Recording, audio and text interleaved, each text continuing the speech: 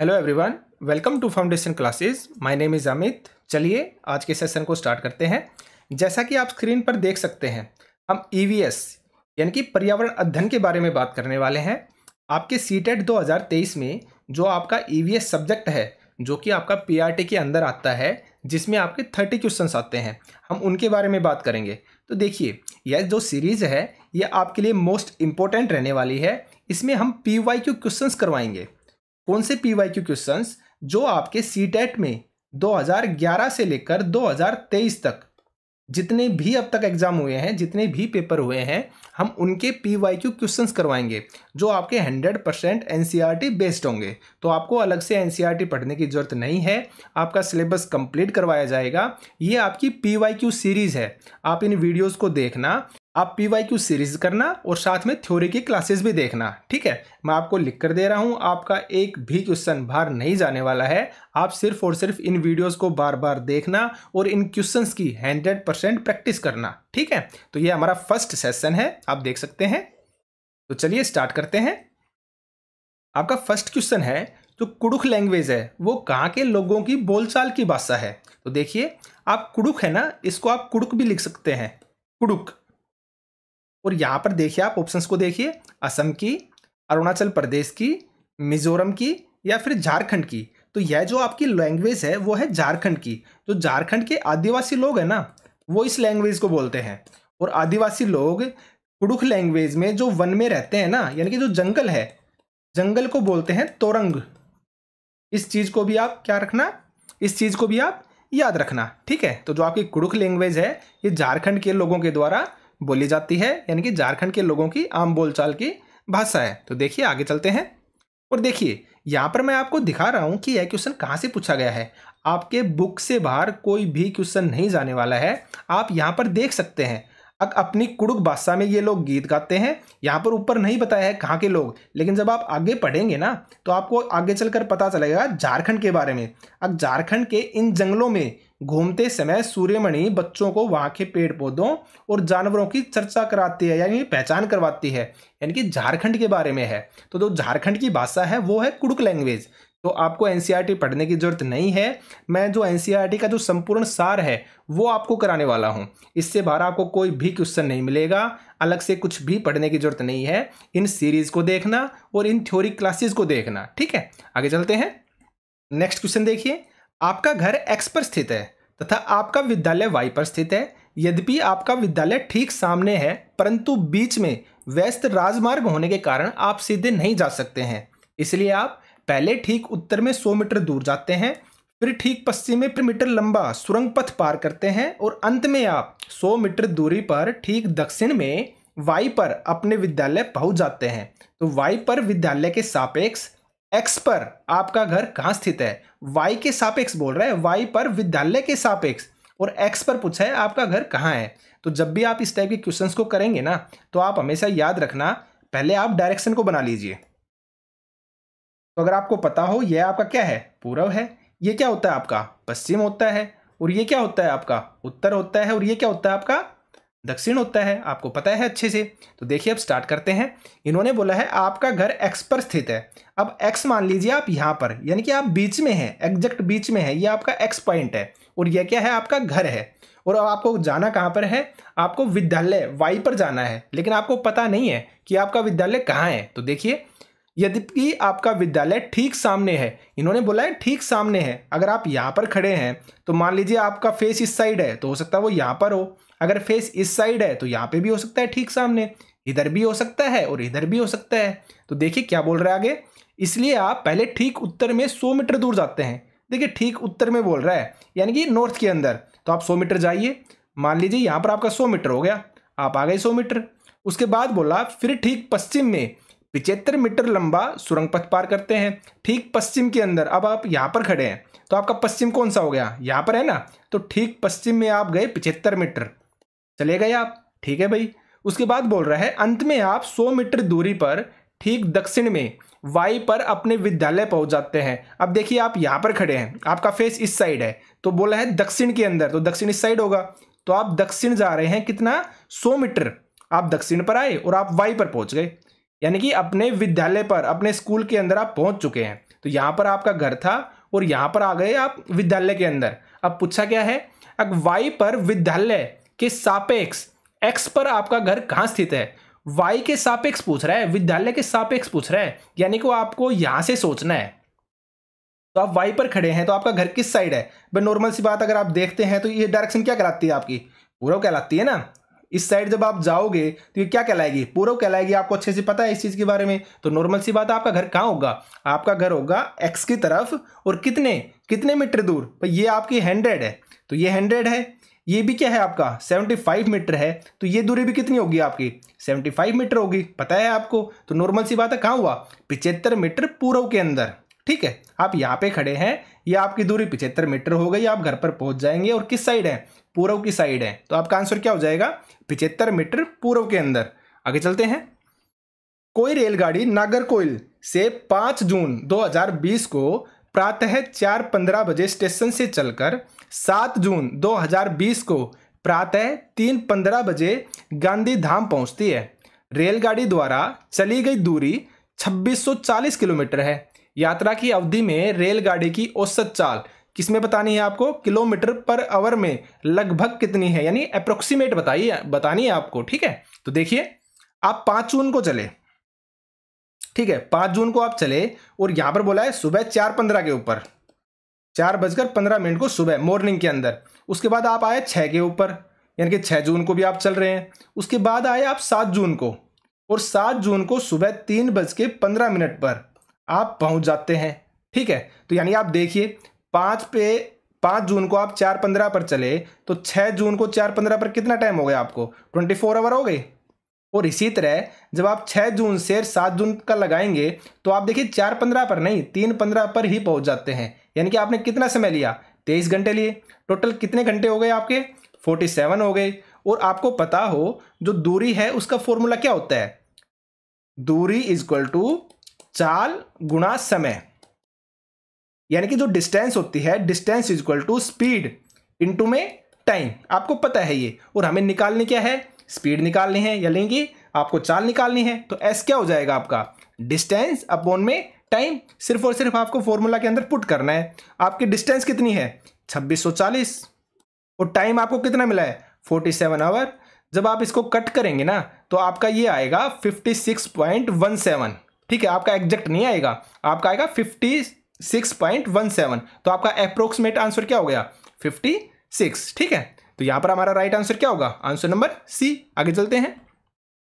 बिहार के लोगों के लिए जो मधुमक्खी पालन है ना, ब्रैकेट में लिखा है लीची, प्रारंभ करने की सबसे अच्छी अवधि कौन सी होती है। तो देखिए मैं आपको दिखाना चाहूंगा, ये आपका चैप्टर है, तो इसमें आपको बताया गया है यहाँ पर है ना, बिहार का चैप्टर है, ये बिहार के बारे में है। तो यहाँ पर मधुमक्खी पालन के बारे में बात की गई है। तो आप देख सकते हैं यहाँ पर आपको जिक्र मिलेगा, कोर्स में भाग लेने वालों में मैं अकेली लड़की थी। ट्रेनिंग में मुझे पता चला कि अक्टूबर से दिसंबर तक का जो समय होता है ना, वो मधुमक्खियों के अंडे देने का समय होता है। मधुमक्खी पालन शुरू करने का सबसे अच्छा समय यही होता है। तो हमें हमारा आंसर मिल गया है। हमारा आंसर क्या होगा, अक्टूबर से दिसंबर का समय। और लीची के बारे में क्या है, यानी कि लीची जो होती है ना, वो मधुमक्खियों को लुभाती है, अपनी तरफ आकर्षित करती है। ठीक है, क्योंकि इसके अंदर सबसे ज्यादा रस होता है।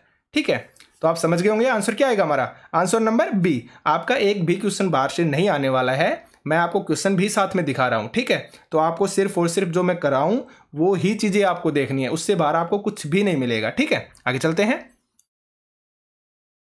वेल्क्रो का उपयोग बहुत सी चीजों को एक दूसरे के साथ चिपकाने में किया जाता है। निम्नलिखित में से किसने प्रकृति से प्रेरणा लेकर वेल्क्रो को बनाया था। तो देखिए मैं आपको फिर से दिखाता हूं। देखिए ये आपका चैप्टर है, उसमें बताया गया है यह घटना 1948 की है। एक दिन जॉर्ज मेस्ट्रल अपने कुत्ते के साथ शहर से लौटे। उन्होंने पाया कि उन दोनों पर बीज चिपके हैं, यानी कि उन पर भी और उनके डॉग पर भी। ठीक है, इन बीजों को अपने कपड़ों पर चिपका देखकर वे हैरान रह गए। झट माइक्रोस्कोप निकाला और बीजों को बारीकी से देखने लग गए। बीजों में छोटे छोटे हुक थे, इनकी मदद से बीज कपड़े के रेशों पर अटक गए थे। यह देखकर मेस्ट्रल को आइडिया आया वेल्क्रो बनाने का।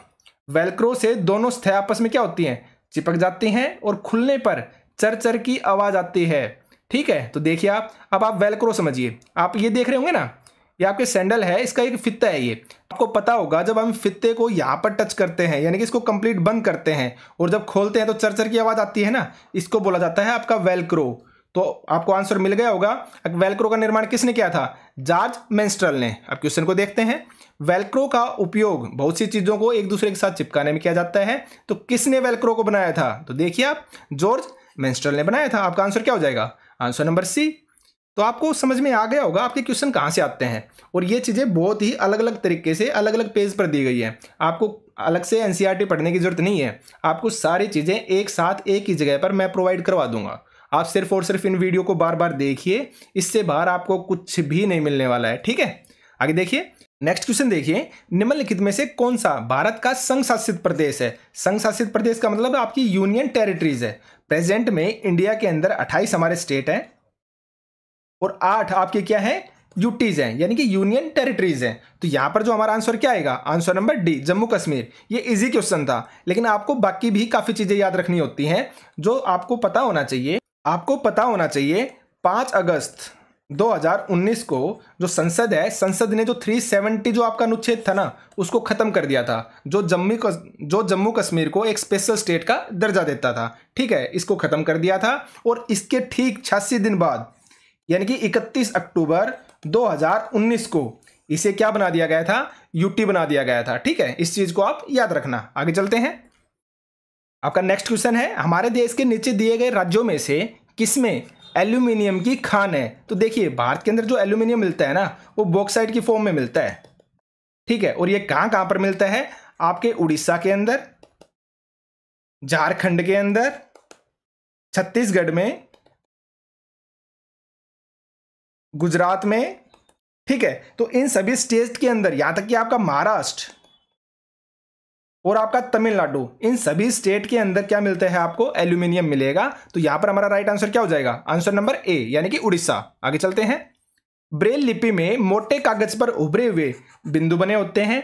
यह लिपि किस पर आधारित होती है? तो देखिए, यहां पर जो आपका आंसर बनेगा, आंसर नंबर सेकंड आएगा, यानी कि 6 बिंदुओं पर डिपेंड होती है। और ये 1824 के अंदर खोज की गई थी। और किसने किया था? लुइस ब्रेल ने इसका आविष्कार किया था। ठीक है ना, जो कहां से थे? आपके फ्रांस से थे।